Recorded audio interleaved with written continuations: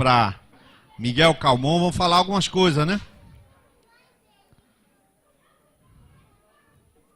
Mas antes da gente ler a palavra, eu queria que você cumprimentasse aí a pessoa que está na frente, ou do lado de você assim, olhasse para a pessoa, dissesse: ô rapaz, eu nem lhe vi, é você que está aí atrás, é? Né? De repente, esse negócio de ver a nuca do outro não dá certo não, velho. Marielle, você está aí, é Marielle? Glória a Deus.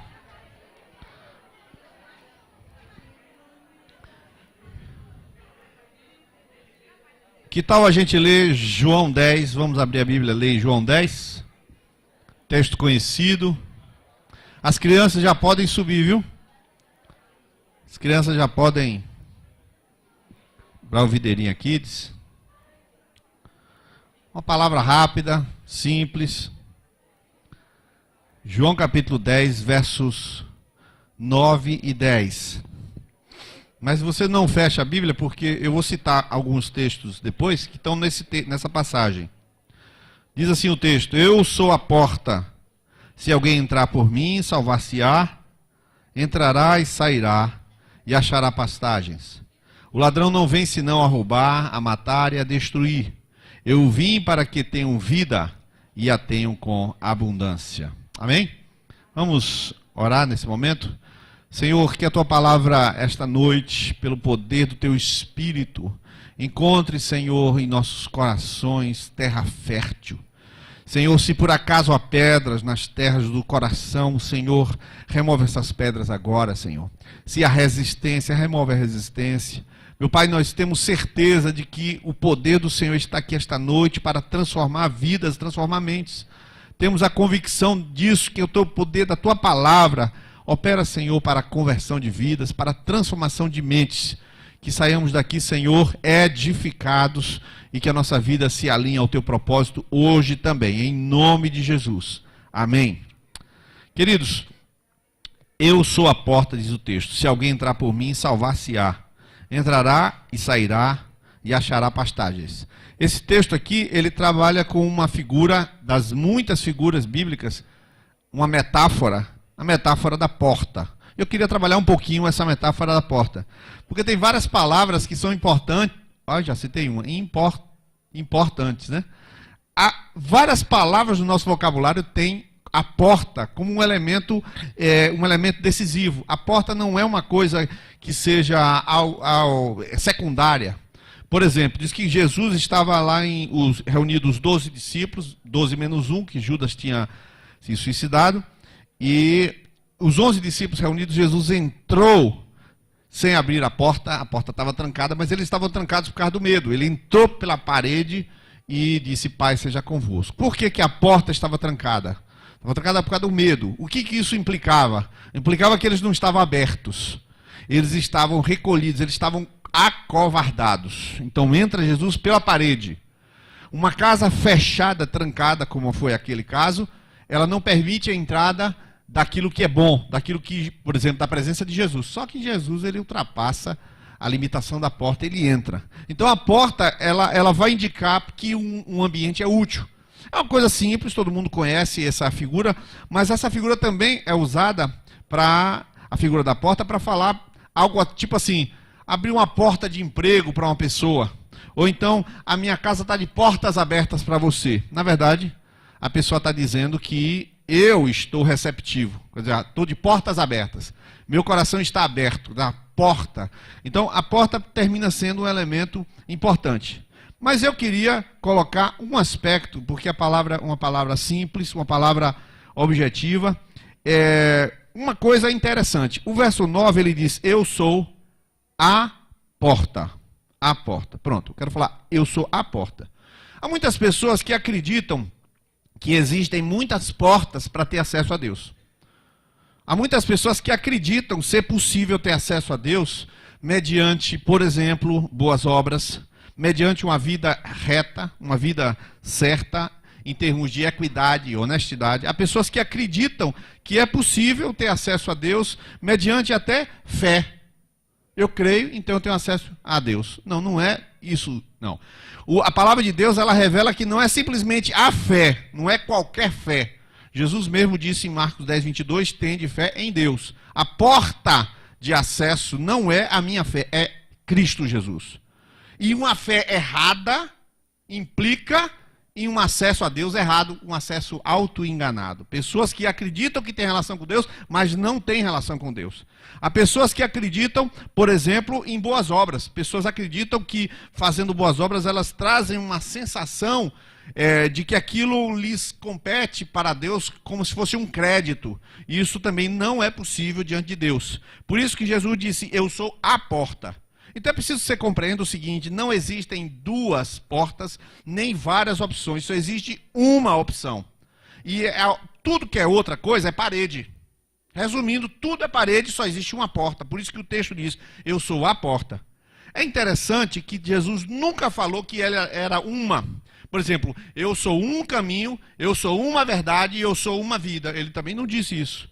Ele disse, eu sou o caminho, a verdade e a vida. O artigo definido masculino plural, ou feminino, artigo definido masculino singular, ou feminino singular, eu sou a vida. É um artigo definido. Não é possível dizer que Jesus é uma porta, ou um caminho, ou uma verdade. Jesus é a verdade. Por que eu estou falando isso? Porque, queridos, infelizmente, o texto diz que todos pecaram, Romanos 3, 23, e destituídos estão da glória de Deus. Queria que você compreendesse que você nasce em pecado.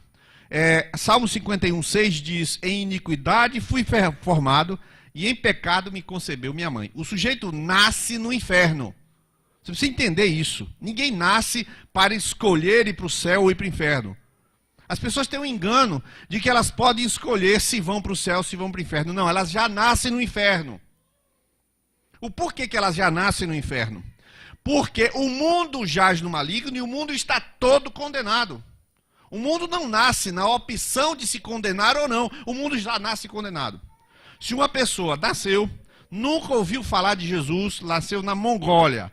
Nasceu lá na Mongólia, Ulaanbaatar, capital da Mongólia. Nasceu lá acima da China.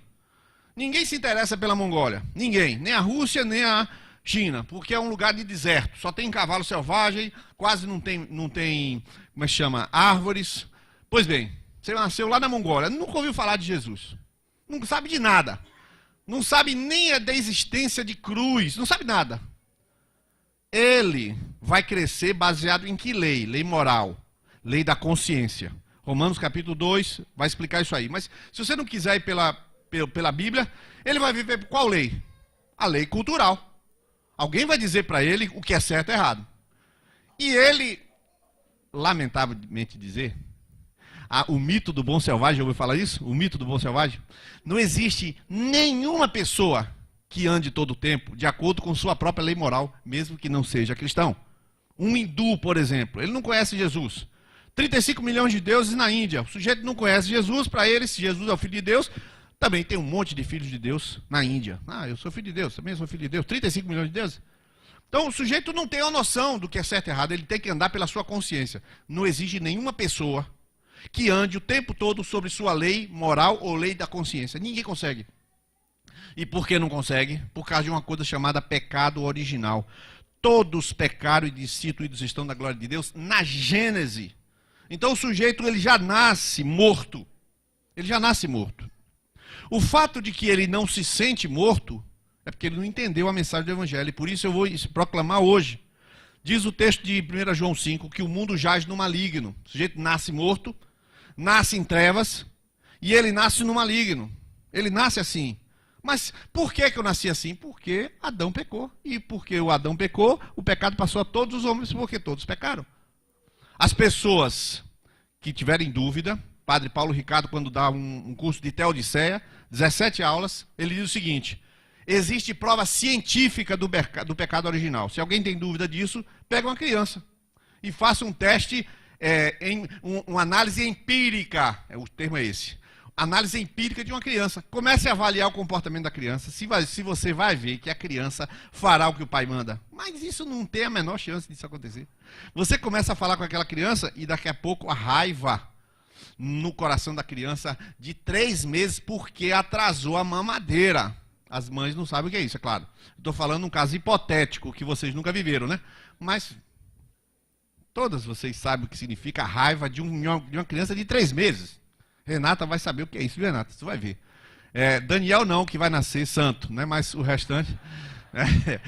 Mas todo mundo, como disse Edmel Williams, é um monstrinho, é uma criancinha, é um pecadorzinho, que vai crescendo para se tornar um pecadorzão, porque ele nasce morto. Ele nasce inclinado ao pecado. Paulo Ricardo fala isso no curso de Teodiceia. Então, mas o problema não está aí. Se o problema fosse esse, aí a gente poderia dizer, não, tem salvação, tal, tudo bem, é só ouvir o evangelho, a pessoa crê. Não, não. O problema está no verso 10, queridos. O verso 10 diz, o ladrão não vem senão a roubar, matar e destruir. Eu vim para que tenham... Opa, o ladrão, tem um texto, tem ladrão no texto? Tem. Tem ladrão no texto. Se você quiser saber quem é, no verso 8 também vai falar de ladrão. O que é o ladrão não vem senão para matar, roubar, destruir? Aí é que é o problema. O mundo jaz no maligno significa que não basta a pessoa nascer e dizer é pecador. Há uma influência satânica sobre a vida da pessoa, nos pensamentos. Há uma influência maligna na concepção de vida. Há uma influência maligna, sabe em quê? Sabe em quê? Em você ouvir a voz de Satanás. Ontem alguém me falou uma coisa interessante. Diz assim, que Deus fala uma vez. E é dentro. E Satanás fala várias vezes repetitivamente no ouvido.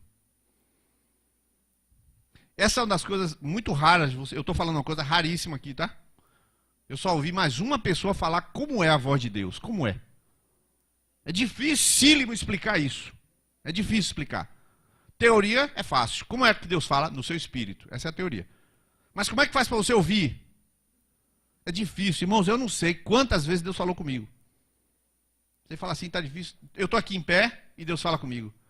É dificílimo reconhecer a voz de Deus. Agora, eu estou aqui pregando a palavra, você começa a ouvir e alguma coisa começa a se iluminar. Aí você entende que Deus falou, mas após falar. Ou seja, à medida que a palavra vai descendo, você vai percebendo que Deus está falando. Assim é fácil, assim comigo toda hora. Mas eu estou falando é outra coisa. Você está em pé, você está no ônibus, e Deus fala, desça do ônibus agora que ele vai bater. Isso eu não conheço. É uma raridade assim. Assim, eu tenho 51 anos e eu não sei se foi 5 vezes que Deus falou, uma a cada década. Dessa forma clara. É muito difícil você conseguir discernir. Acontece, por exemplo, isso acontece bastante comigo, de eu ir para determinada coisa, ter uma inclinação para ir. Por exemplo, eu estou dirigindo o carro, falando, rapaz, vou parar nessa padaria aqui. Aí paro na padaria, aí acontece um negócio maravilhoso, que a pessoa estava esperando um pastor chegar na padaria. Mas eu não ouvi a voz, eu simplesmente parei. Ou seja, eu fui dirigido a fazer aquilo, mas eu não tive consciência da voz. Portanto, o que eu quero te dizer, parece um negócio complicado, é porque Satanás, ao contrário, ele fica o tempo todo enxoriçando a vida. Olha para ela ali, que mulher chata. Eu não sei para que essa mulher veio para a igreja hoje. Olha para isso, como ela está vaidosa. Isso é roupa de crente. Né? Você está aqui e ele está aqui, ó. É hora de fazer xixi, aí levanta, faz xixi. Aí levanta, aí eu vou ali pegar água, aí fica, girando na igreja. Minha querida, tudo bem? Como é que tá? Não sei o quê. Né? Por que está acontecendo tanta distração, tanta fala lhe tirando das coisas? Por quê? Acontece isso direto porque nós não estamos inertes, nós estamos num mundo que jaz no maligno. Imagina isso. Imagina se uma pessoa ela pode ser liberta de uma coisa que ela quer ser liberta. Não pode. Do jeito que eu quero deixar de fumar, não vai deixar de fumar. Não, eu quero largar a cocaína, não vai largar a cocaína. Não, eu quero deixar de me prostituir. Não vai deixar de prostituir. Como é possível? Eu digo isso, várias pessoas chegam e falam assim, não vai. Você não vai. O cara fica invocado comigo. Essa semana eu falei isso. Ele falou, eu quero deixar. Você não vai deixar. Só Deus tira você disso. Eu estou lhe avisando. Nem você quer tentar? Tente.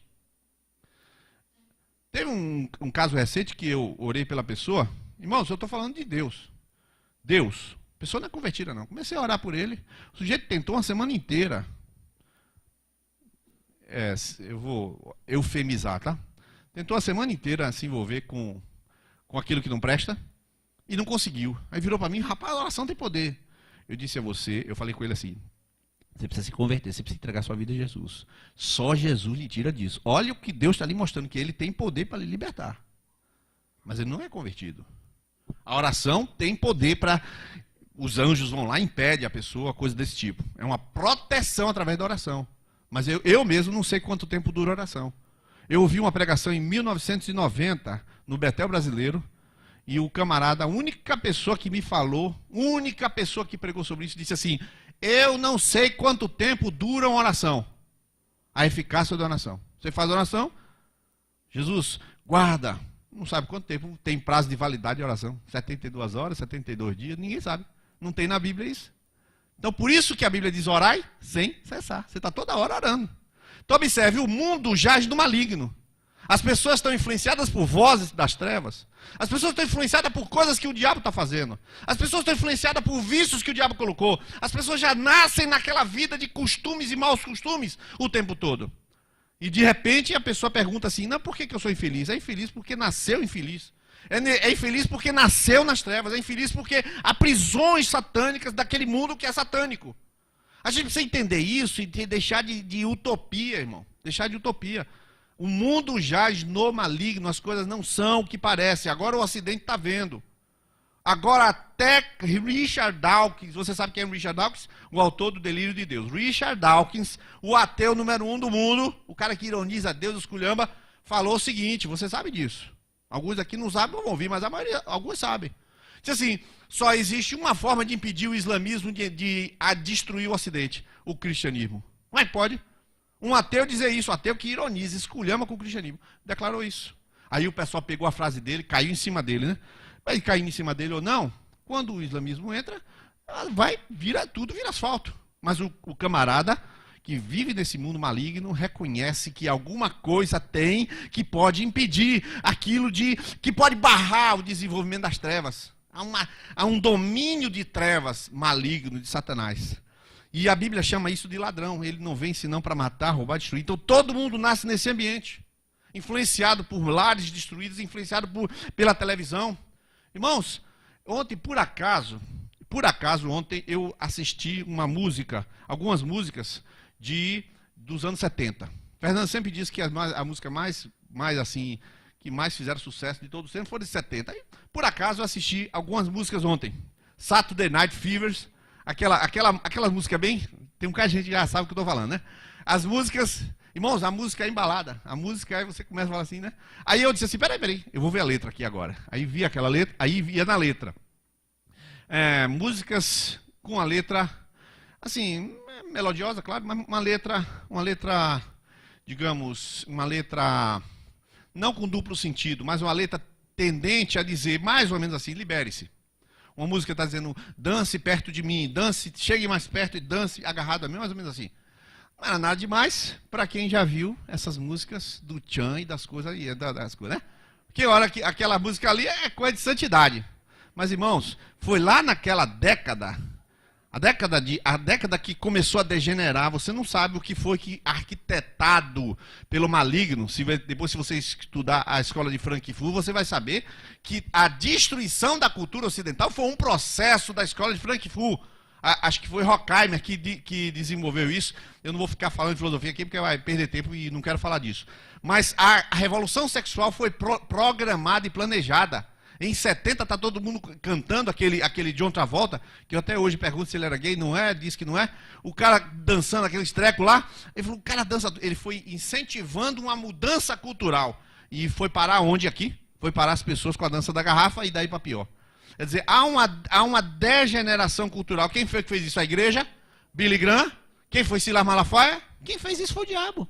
Porque o mundo jaz na mão dele. Então a gente tem que ir entendendo isso, perceber o que é que Jesus está dizendo que ser a porta. Ele não é a porta para você tomar água de coco.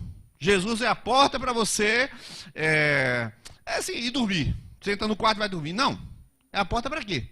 É a porta para alguma coisa para alguma outra coisa. E aí Jesus diz no verso 9: eu sou a porta, quem entrar por mim salvar-se-á. Então, não existe salvação neste mundo que bebe, come comida podre. Bebe, come comida estragada na Globo. Mas também bebe, come comida estragada nas outras televisões. Bebe, come comida estragada na cultura. Bebe, come comida estragada nos colégios. Bebe, come comida estragada nos lares destruídos. Irmãos, Os colégios, está aqui, diretor de colégio está por aqui, sabe disso. Os diretores de colégio sabem quando a criança está causando problema, já sabe o que está acontecendo. Quem trabalha em colégio já sabe. Lar destruído. Quando aquela criança não obedece ninguém, o lar não existe. Os educadores, duvideirinho aqui, qualquer pessoa que trabalha com criança, pela criança tira o pai e a mãe. Sabe-se que ali ele está bebendo a pior desgraça. E aí quando ele chega, você percebe pelo sintoma, e quando vai detectar, tem que chamar pai e mãe para conversar, porque ali existe nada. Existe nada. Ele está bebendo do nada e está trazendo a destruição para a escola. Esse é colega do seu filho. É coleguinha do seu filho. Então você observa, a gente não pode ficar desatento a isso. Existe uma porta e essa porta é Jesus. E Jesus disse, eu sou a porta, e ele só tem essa porta e não tem duas. Não tem duas portas, não tem negócio de ser moralista, ser bom, ter bons comportamentos. Obrigação sua ser bem comportado, obrigação sua ter boa moral, obrigação sua controlar seu dinheiro correto, obrigação sua não falar mal dos outros nas costas, obrigação sua ser verdadeiro. Isso é outra história. Isso se chama caráter, é outra conversa. Caráter é formado primeiro na família, não é na igreja. Formado na família, caráter é formado na família, a lisura do pai, a forma como ele trata a mãe, a forma como a mãe respeita o pai, etc. A igreja ajuda um pouquinho com as pessoas, geralmente adultos, que se convertem e dizem sim e aceitam um pouco do discipulado. Os líderes que estão aqui têm dificuldade, irmão. Vão chamar a pessoa para corrigir, a pessoa não. Concordo não. Não concordo, fala, tá bom, toma R$100 e suma da igreja. E vai fazer assim. Porque o camarada está ajudando, está dizendo tal coisa assim, não concordo. Os caras, em que sentido? Rapaz, eu vou pensar nisso. Rapaz, interessante isso aí. Rapaz, você podia me explicar melhor? Rapaz, vamos conversar. Vai lá em casa jantar para eu entender. Eu não entendi o que você quis dizer sobre esse aspecto da minha personalidade ou do meu caráter. O sujeito tem que receber a palavra. Porque tem alguém ajudando, interessado. Ninguém ganha nada para ajudar o outro. Faz por amor. Então, se está se interessando por você, então há um processo de Deus para formar caráter. Mas o caráter é formado na casa. Então, quando alguém está deformado, destruído, roubado, né? Como diz o ladrão, roubou, matou e destruiu, a pessoa está destruída na sua moral, na sua autoimagem, está destruída na sua vida financeira, está destruída no seu lar. Ela vem a Jesus, ela tem que entrar num aprisco. E Jesus é a porta. E por que ele diz entrar por mim, salvar-se-á, entrará e sairá? Eu fiquei pensando muito sobre isso. Poderia só entrar e ficar todo mundo dentro da igreja, assim, quietinhos. Vocês têm uma bomba, uma bazuca, não, um morteiro. A gente ponta o morteiro aqui e solta uma bomba lá contra o mundo, aí cai lá, explode aqueles caras que não prestam. Igreja não tem essa mentalidade não, irmão. Na porta, pelo lado de fora do aprisco aqui, digamos assim, ó, aqui, do lado de fora do aprisco, tem escrito, vinde a mim todos que estáis cansados e sobrecarregados, que eu vos aliviarei. Eu sou a porta. Aí você entra. Quando você está aqui dentro, fala, que maravilha, rapaz. Jesus, eu não sabia que eu andava era com um ladrão. Não, você andava com um capeta. Andava com um ladrão. É um ladrão. Andava com o próprio Satanás. Irmãos, ontem apareceu uma pessoa da minha casa, eu não o conhecia. Eu vou simplificar, só vou dizer uma coisa que ele falou. Uma pessoa de Deus, cristão, etc. A história, depois vocês vão ouvir aos pedacinhos. Mas um pedaço que ele falou, que ele convivia com um pai de santo. Eu podia dar o nome aqui, mas não vou dar o nome por questão ética, foi uma conversa pessoal. Convivia com 2 pais de santo de Salvador, extremamente conhecidos. Quem conhece Salvador, um fica, vou dar a localização. Um na Vila Matos e outro naquela rótula do aeroporto. Quando você vem do aeroporto, para pegar a paralela, ali tem um centro de macumba enorme. Ele era amigo de ir para a praia, de comer e tal, sair com um camarada, com um desses pai de santo. E ele mesmo era ogã do pai de santo, do terreiro da Vila Laura. Esse camarada foi lá em casa ontem. Começou a conversar, e aí ele disse assim, rapaz, eu já ia dizer o nome de um político, eu já não vou dizer, um político de São Paulo que pegava avião para se consultar na Vila Matos. Camarada, se eu disser o nome, todo mundo conhece. Que vinha de São Paulo para se consultar naquele terreiro de macumba, de candomblé. Ou seja, tudo gente, entendeu? Aí o camarada na praia, chama o pai de santo, e virou para ele e falou assim, ô rapaz, assim, tentando devagar, né? Porque o negócio é meio... A quem? Fala a verdade, a quem é que está servindo mesmo? Fala a verdade. O cara, rapaz, a gente não pode falar. Mas a gente sabe que é o diabo. É ele. A gente sabe que é ele mesmo. Só que não pode. Mas rapaz, não tem como sair não. Você está aqui, não sai não. Palavras do Pai de Santo. É ao diabo mesmo. Aí o rapaz que estava lá em casa falou assim: esses políticos que vão para lá, dizem-se ateus no microfone. Eu sou ateu de Deus. Mas não é ateu do diabo? Ué, ateu, não acredito na existência de nenhum espírito. Pronto, aí tudo bem. É racionalista. Quer dizer, tudo bem não, tudo mal, mas vai para o inferno, mas pelo menos. Mas o cara não, ele é ateu de Deus e não é ateu do diabo, ele acredita na existência do diabo. É o quê? É burro ou é o quê esse cara? Incoerente é o quê? Não é nem coerente nem burro, ele está nas trevas, ele tá dominado pelo Satanás. E eles sabem que é o diabo, o cara sabe que é o diabo. As histórias tem muitas, né? Quando você entra no aprisco, aí você olha para fora, você não vê vinde a mim mais não, vinde a mim quem está de fora.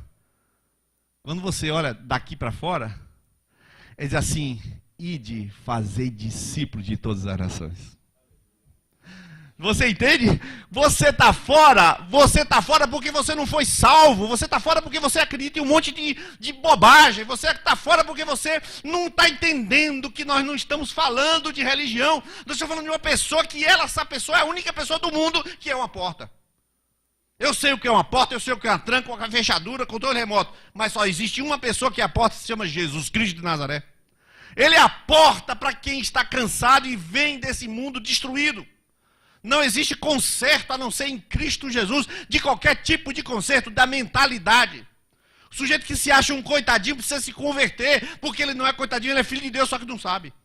O Senhor o criou para sentar-se com príncipes na mesa do Senhor, mas ele acredita que ele é um nada. A conversão, ela alcança mentalidade, ela alcança vida financeira, ela alcança corpo. A pessoa vem, ela é curada fisicamente na presença do Senhor. É tudo que é coisa. Jesus, agora ele entrou, quando o sujeito está no aprisco, no redil de Jesus. Jesus é quem manda, ele acredita naquilo, ele vive. Aí ele olha para cima e fala: ide por todo mundo, pregar o evangelho a toda criatura. Ué, tá tão bom aqui. Eu estava até procurando o divã, porque eu estou com os negócios aqui, os lixos da alma aqui que eu preciso resolver. Minha filha, vai resolver o lixo da alma. Aí você vê o versículo: entrará e sairá.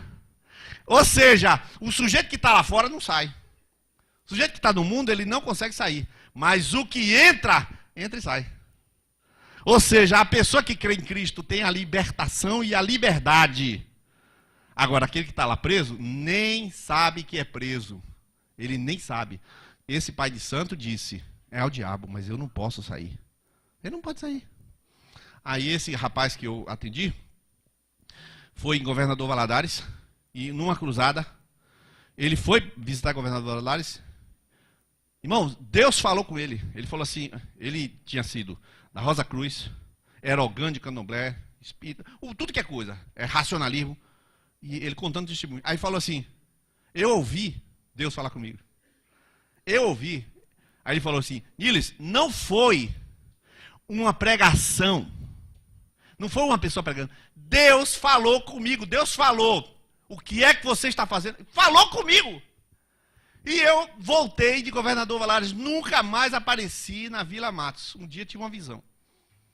Ele teve uma visão naquele terreiro. Quando ele descia a escadaria da Vila Matos, quem conhece a Vila Matos sabe onde é? Quando ele desceu a escadaria da Vila Matos, ele viu um prédio.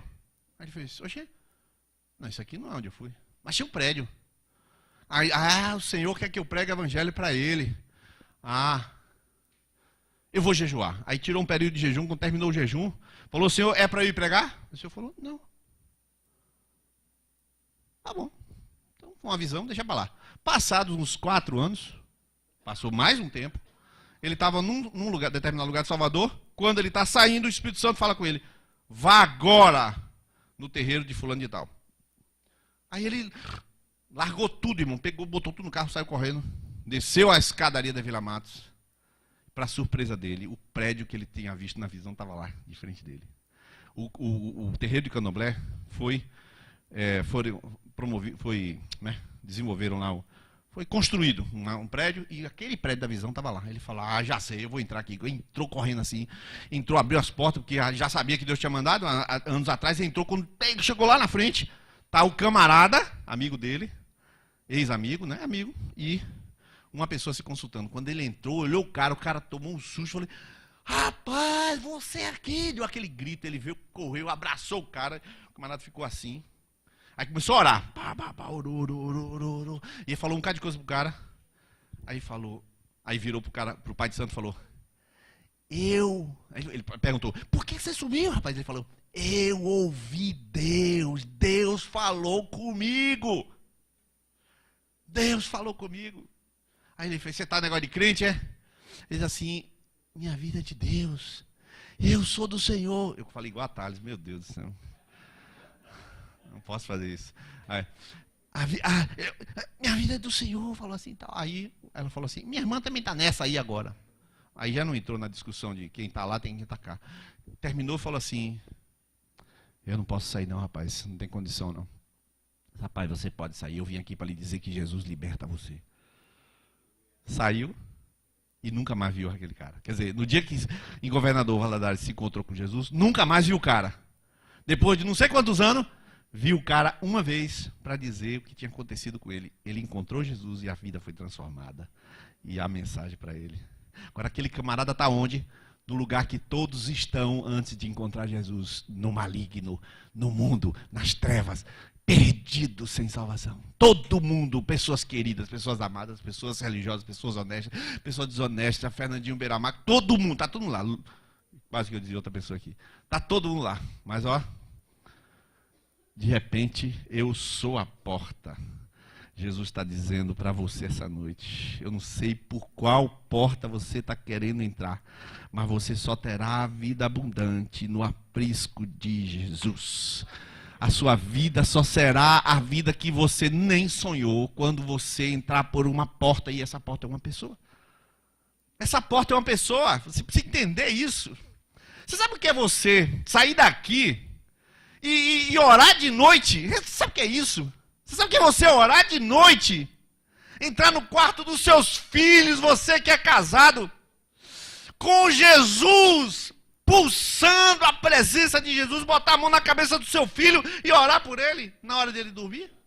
Sabe o que é você botar a mão na cabeça dele e falar, quantos anos Jesus, essa criança dormiu com os jogos de Counter-Strike na cabeça? Senhor, eu quero agora abençoar essa mente, agora descanse, repouse a tua bênção sobre essa mente, sobre essa paz. Senhor, concede sonhos maravilhosos a meu filho.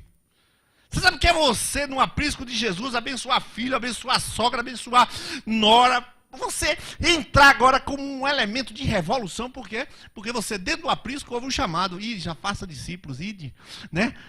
Aí você se lança, porque você um dia entrou, você pode sair, mas se você não saiu desse mundo, jamais você vai conseguir entrar em aprisco nenhum. Essa é a palavra que eu queria dar. Jesus está dizendo para você, queridos, e eu vou concluir dizendo assim, o evangelho é tão simples, irmão, oh Deus. O evangelho é tão simples. Irmão, você quer explicação? Você quer explicação? Vou lhe dar uma dica. Você quer explicação? Eu tenho muitas dúvidas. Eu tenho mais do que você. Eu tenho um monte. Eu tenho tanta dúvida, irmão. Eu tenho tanta dúvida. Mas algumas coisas eu não entro em questão. No pacote das dúvidas, eu tenho uma caixa enorme de dúvidas. Tem umas coisas que nem perto assim entram. Quem é Jesus? Não está nem na mesma mesa da dúvida. O que ele é para mim, o que ele fez na minha vida. A palavra, tem coisas assim, que elas nem entram na categoria da dúvida. Essa semana, ontem, David me fez uma pergunta da Bíblia, me ligou, fez uma pergunta, e eu não soube responder. Eu nem tive tempo, na verdade, de pesquisar. Eu não soube a resposta. Essa é uma das muitas que eu não sei a resposta. Eu vou pesquisar. Ele está ali hoje. Eu prometo que eu vou lhe dar essa resposta. Nem que seja, não sei. Mas eu vou lhe dar essa resposta. A dúvida é a forma de você, né, se aprofundar. Isso é uma coisa. Mas tem coisas que nem entram em questão da dúvida.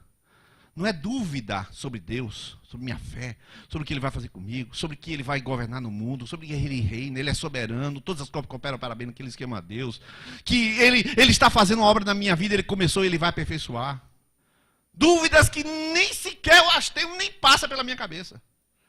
Eu tenho dúvidas de saber, dúvida de conhecer, dúvida de buscar, dúvida de ler, dúvida de aprender, dúvida de inglês, dúvida de hebraico, dúvida de grego, dúvida de Paulo, dúvida de Van Hooser, como diz, de um monte de gente, um monte de filósofo. Mas isso não justifica você não saber esta noite que Jesus é a porta, isso não há dúvida.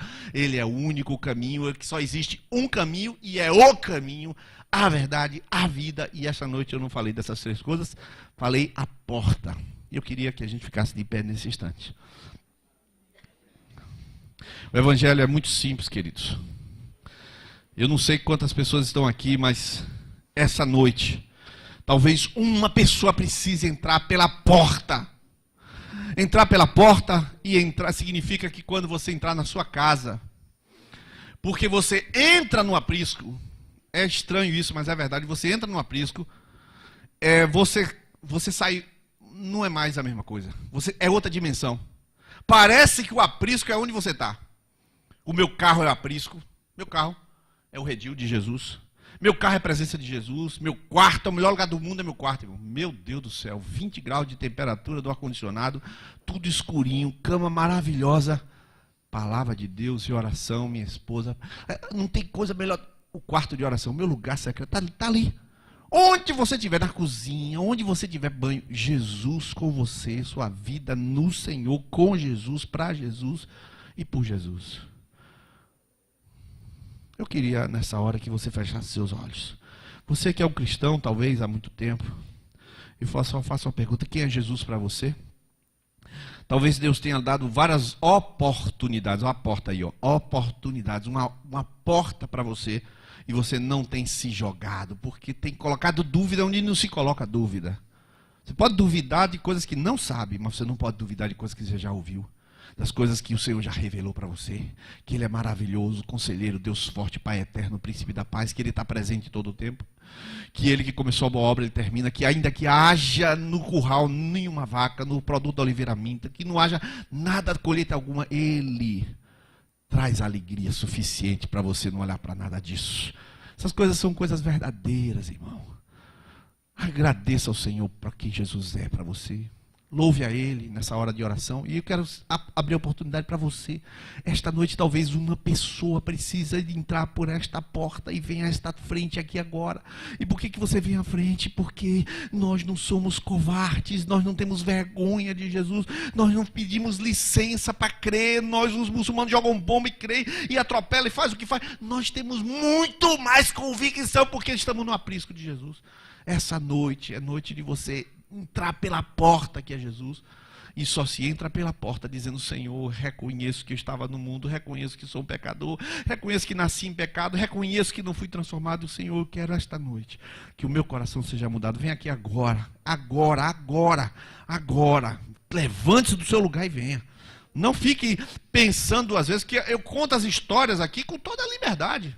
Eu não penso duas vezes na palavra. As coisas são tão verdadeiras que essas pessoas que estão em pé aqui são capazes de morrer por Jesus. Não vão morrer por Jesus, porque não tem perseguição para isso. Mas são capazes de morrer por Jesus, porque a convicção é total. Então é dia de você entregar a sua vida a Jesus. Vem aqui agora. E nós vamos orar em nome de Jesus. Eu vou começar a orar agora. E faça tome essa decisão e diga: Jesus, eu entro pela porta. Hoje eu saio daquele mundo onde eu nasci.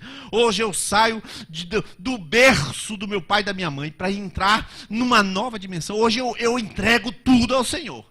O ladrão não me rouba mais, não me mata mais, não me destrói mais. Eu vim para ter vida abundante. Esta noite eu quero começar dentro de mim uma vida abundante.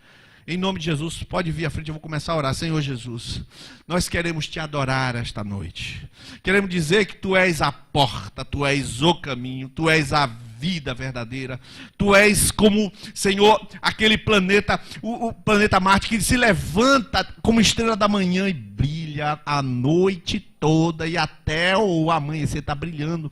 Tu és aquele brilho diferenciado no céu. Tu és, Senhor, para nós razão e sentido. Tu és, Senhor, Rei. Tu és aquele